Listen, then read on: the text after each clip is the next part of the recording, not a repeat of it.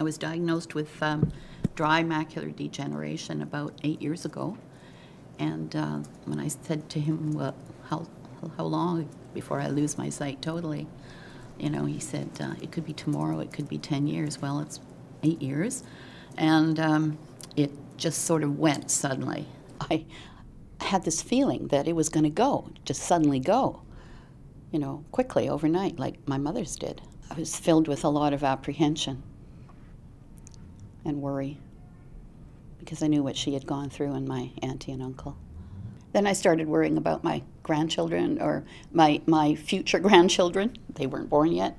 But I thought, oh my goodness, like how is this going to pass down? Is my son going to get it too? And yeah, just everything hits you at the same time, it seems. You know, right now everything's all wavy for me.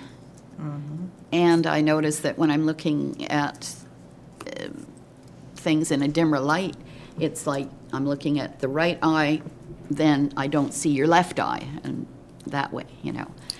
And it's good for, you don't have to vacuum your rug because you don't see the spots on it.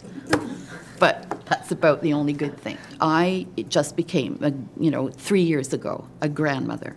And I've waited, of course, all my life for these two little, gorgeous little things. And I'm going to start crying right away, but take it just, easy, Al. Just the thought of not being able to see them. It's very upsetting. You know what? It'll come. It'll be there for you down So, I know. So, you try to remember them, and you think each day you're waking up, and maybe it's going to be the last day.